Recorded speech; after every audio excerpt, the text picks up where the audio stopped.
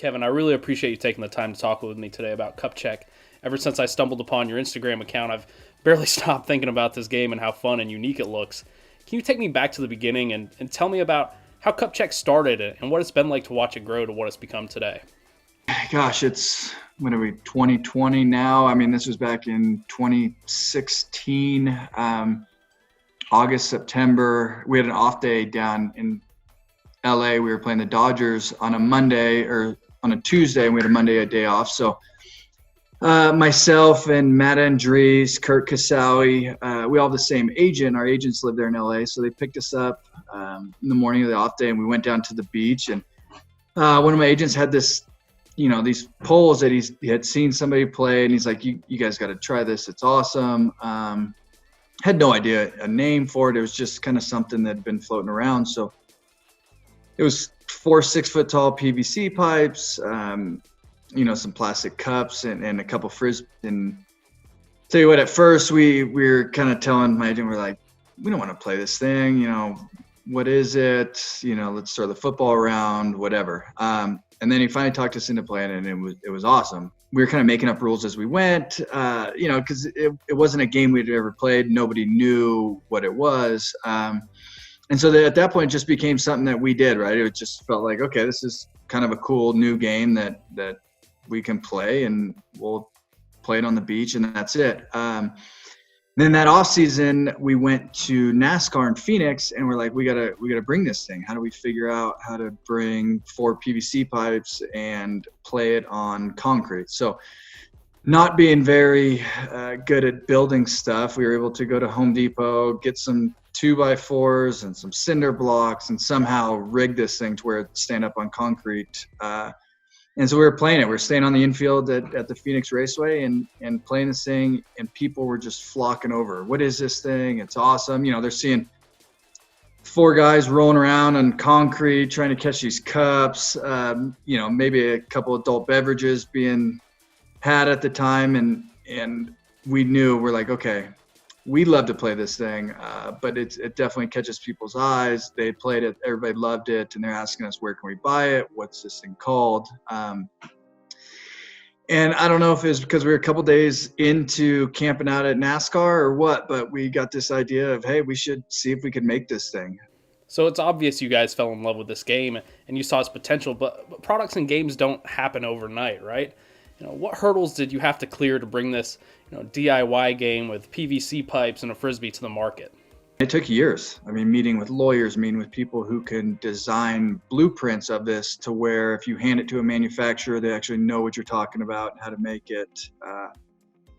And once we went through all that, then it's finding a manufacturer, right? I don't know. I've never made anything. And all of us involved, we've never made anything either. So it's just phone calls and people that we know, maybe they know a buddy, and we were able to just kind of meet different people along the line just from our inner circle, knowing, a buddy of a buddy of a buddy type deal.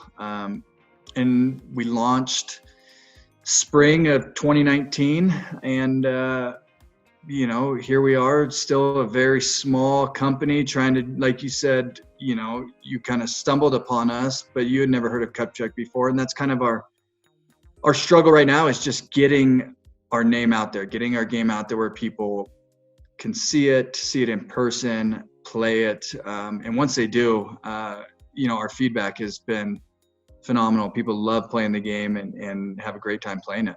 I'm fascinated to know, was there ever a selfish part of you that wanted to keep this game to just yourself or your buddies? It was part at the beginning. It's that whole, we have something that other people don't have, right? Maybe we just make ourselves a few sets each, and we keep it, and it's that thing where you go and people are like, oh, what is that? It's like, oh, it's a game we created, but it's just ours. But then seeing everybody else playing and just having so many people going, where can I get this? I want one. Then it became a deal of, hey, it'd be kind of cool to do something different, right? Because we're all baseball players. I mean, I'm retired now. Everybody else is still playing, but my cleats have been hung up. And it was a good chance for us to kind of do something different, right? They kind of broaden our talents, I guess, if you want to say, and create something and see if we can bring it to market and be successful at it. So it was, kind of a hobby and a fun deal to, have another company and see if we can get in retail world. You mentioned the work that's going into getting the CupCheck name out there and turning this game into a phenomenon outside of your circle. I mean, have there been times where you've lost a bit of faith or struggled to stick with a plan, or do you just have this unwavering daily faith? Yeah, I would say both. We've always had the faith because there was multiple times, even before we even launched, right, where this thing was dead in the water. Can't find somebody to do a certain part of the chain to get this thing even to be made, or when we're trying to get it manufactured and we go through 6, 7, 8 different prototypes that we just can't get it right. That doesn't work right. The pieces don't fit together correctly. Something's breaking. And so there's times where it's going, okay, are we ever going to be able to get a finished product? So we definitely could have pulled the plug multiple times along the way, but that's where the faith in our product and knew that we had something that people love to play and it's going to be successful kind of pushed us through. And then obviously once you launch, right, we all had this idea of, okay, there's, 10 of us in there. If you take everybody's social media following, if 0.5% buys this game right at the beginning when we launch, we're going to be great. We're going to be off and running. And that's just us being naive of how the real world works in selling products and the retail world is it doesn't work that way. Right. So when we launched, we kind of had these expectations of selling, thousands of games right off the bat, in the first day. That didn't happen. And then, you just put your pants back on, go to work and figure out how are we going to get this thing out there. So I know you and the team made serious efforts to attend events like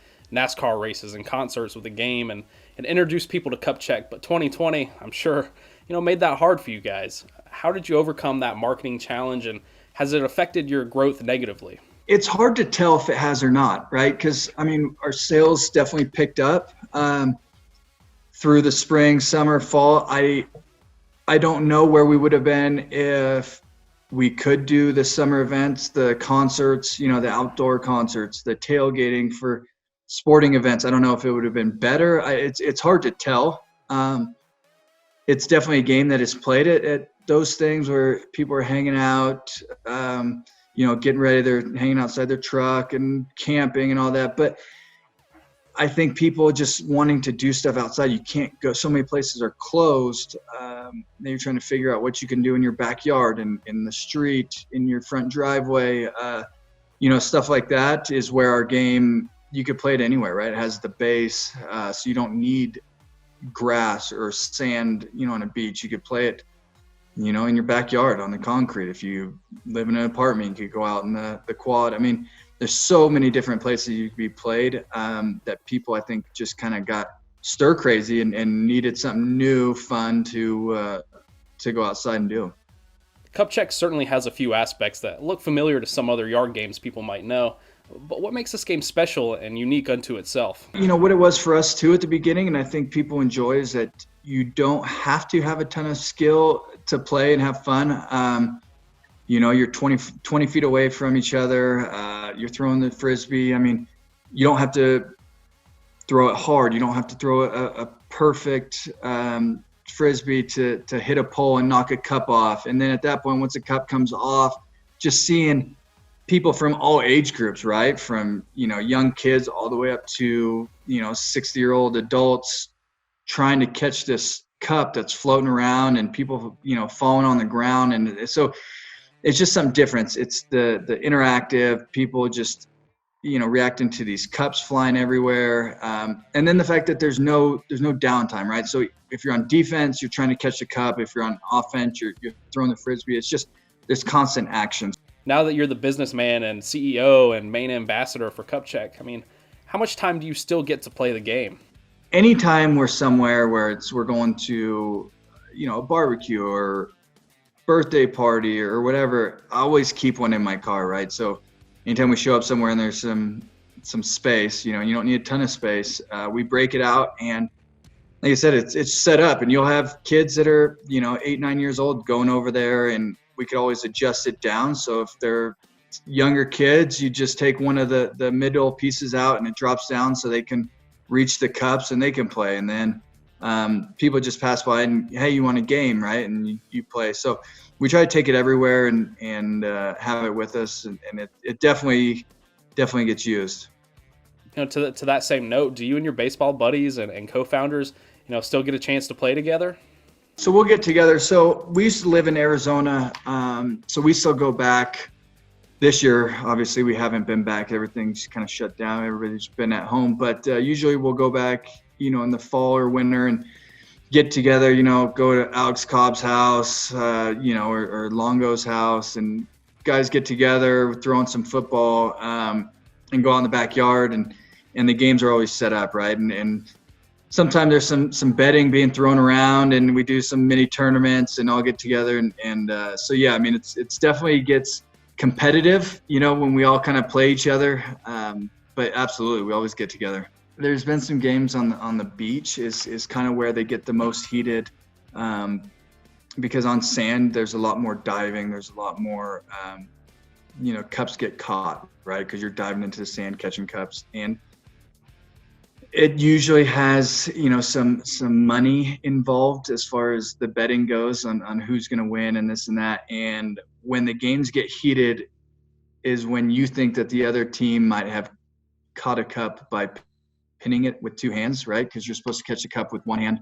And then that's when the battles start, right? It's use two hands. No, I didn't. The cup hit the ground. No, I caught it before. It's a lot like football, right? Did the ball hit the ground or was it a catch? That plays a lot in the CupCheck as well, too. So when there's a little bit of betting going on and you're playing with your buddies, especially the guys involved in this, there's no, just let it slide. We'll go to the next one. It'll get down and dirty a lot of times. Is CupCheck like a lot of other yard games where you get a little better once there's a few cold beers running through your system? Yeah, I mean, it's, it's tough because our game says 12 and up on it. But when you definitely have some adults playing the game and you've had a few beverages, it definitely gets more exciting. I think I get better on the offensive side of it, but when it's defense, you end up on the ground a lot more when you're going after the cup. So, you get a little more creative trying to catch that cup as the day goes on, and you've had a few of them. But from the spectator standpoint, the people sitting on the side watching the games, the entertainment just gets that much better, right? So you definitely draw more of a crowd the later the day goes on. Here at Inside Tailgating, we talk about how tailgating and homegating isn't just something you do. It's a lifestyle and a community that brings people together and creates memories. Has CupCheck built an extra sense of camaraderie with your family, friends, and even strangers? Yeah, absolutely. I mean, it is. It's our own little community. People that we know, whether it's our friends, family, once they play the game. Anytime we get together, go somewhere, it kind of is the center point, right? Like, hey, who's bringing CupCheck? We go down every year and go camping on the beach in Southern California with my wife's family, and everybody, the weeks leading up to it, we're trying to figure out the tournament, right? And I don't even have to head it up anymore to do the CupCheck tournament. Whether it's cousins, aunts, uncles, somebody's always, a step ahead of me. Okay, CupCheck tournament this day, who's in, what are we playing for? What are the prizes? We always set it up like a first, second, third place prize, what you win. And it's definitely something that's cemented in, and I know the other guys as well. It just becomes part of it for us. And it's definitely something that, like I said, it's a talking point, it's a centerpiece. When you go somewhere, it's, make sure you got your CupCheck with you because, you're going to be playing it all day.